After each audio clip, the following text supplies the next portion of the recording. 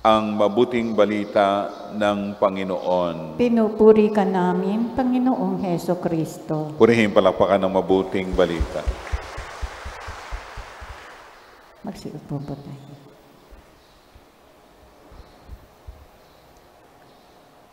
Si San Bernabe o Barnabas ay apostol na ang humirang sa kanya ay si San Lucas. Siya'y nakasama ni Saulo o Pablo sa pangangaral. Kasama din si John Mark. At masigasig sa pagpapahayag ng mabuting balita itong si San Barnabas o San Bernabe. At yung sa kanyang pangangaral sa mga Hudyo, may mga Hudyo na talagang kontrang-kontra sa kanyang ginawang pagpapalaganap ng mabuting balita. At ito yung naging mitya ng kanyang buhay. Siya'y pinagbabato hanggang siya'y mamatay. Ang kanyang masidhing pagnanais na maipangaral ang mabuting balita, yun ang kanyang tinupad batay sa naging bilin ni Jesus sa kanila, sa mga apostol. Humayo kayo at ipangaral ninyo na malapit na maghari ang Diyos. Pagpapagaling sa may sakit, pagpapalayas ng demonyo, masamang espiritu sa inaalihan nito, pagpapagaling sa mga ketungin, at yung talagang dedikasyon na humayo at ipangaral ang mabuting balita. Kanya naman itong isinabuhay. Nandun yung kanyang dedikasyon, nandun yung kanyang pagtupad sa habilin ng ating Panginoon. Mga kapatid, sa kasalukuyang panahon, tayong mga disipulo ng modern times, the disciples of modern times, hindi nang ang ating tinanggap na bilin mula sa Panginoon. Pangaral ang mabuting balita, malapit na maghari ang Diyos, at tumulong tayo sa pagpapagaling sa karamdaman ng ating kapwa. Hindi na lalayo sa misyon ng mga apostoles. At kung titingnan natin yung sa pagtuturo ng ecclesiology at tungkol sa simbahan, nandun talaga yung ang Panginoon, paghirang sa mga apostol, at yung mga apostol, kahaliling ngayon sa kasalukuyang panahon ay ang mga obispo, mga apostol sa bawat diocese or archdiocese. At katuwang ang mga pari, mga diakono, at mga laiko na tumanggap ng kakaibang gift, ng biyaya na makapangaral ng mabuting balita.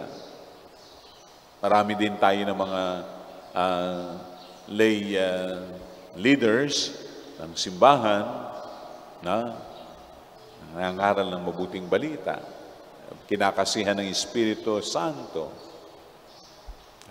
Yung pagdating sa buhay natin ni Mike Velarde ng El Shaddai, kahit din si Bo Sanchez, isang laiko, pero na doon yung biyaya na siya ay makapangaral, makapag-akay ng marami, maibalik sa kawan ni Kristo na sa simbahan ang maraming nauuhaw sa salita ng Diyos. At marami pang iba na ang tinanggap na misyon ay ang mabuting balita na maipangaral sa lahat. Kasama na yung pagpapagaling. May mga covenant communities na talaga pong may misyon na sa pamamagitan ng panalangin, sa pagbigkas ng mga dasal at pananalangin sa mga may sakit, iba't ibang karamdaman, lalo na yung karamdaman sa psycho-spiritual, emotional. May mga mahuhusay tayo ng mga leaders ng covenant communities na sa kasalukuyang panahon ay ginagamit ng Panginoon upang makapagpahilom ng sugat, makapagpagaling ng mga may karamdaman. Ito yung ating misyon bilang mga binyagang Kristiyano. Tayong lahat, tinatawagan ng Panginoon. Huwag tayong mapagod na ipangaral ang mabuting balita. Sa isa sa mga pulong namin, nito nakaraang mga araw, iyan ang sinasabi nga namin sa paalala sa mga leaders na huwag manghinawa, huwag mapagod. At tila baga kung tinatanggap ng kanang tainga ang mensahe ng Panginoon, mabilis namang lumalabas sa kaliwang tainga. Kasama yon. Pero patuloy tayo sana sa pagtitiyaga. At yung sa pagtitiyaga natin na maipangaral ang mabuting balita, ang Panginoon ang bahala sa huli.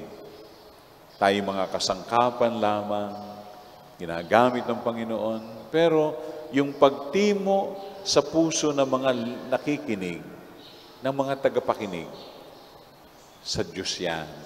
Bahala ang Diyos kumilos sa buhay nating lahat.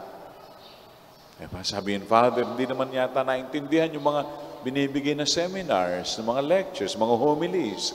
Hayaan lang natin, sabi ko, sapagkat sa takdang panahon, in God's time, sa panahon ng Diyos, siya ang bahala. Siya ang pupukaw sa damdamin, isipan, puso at kalooban ng tao, ng Kristiyano.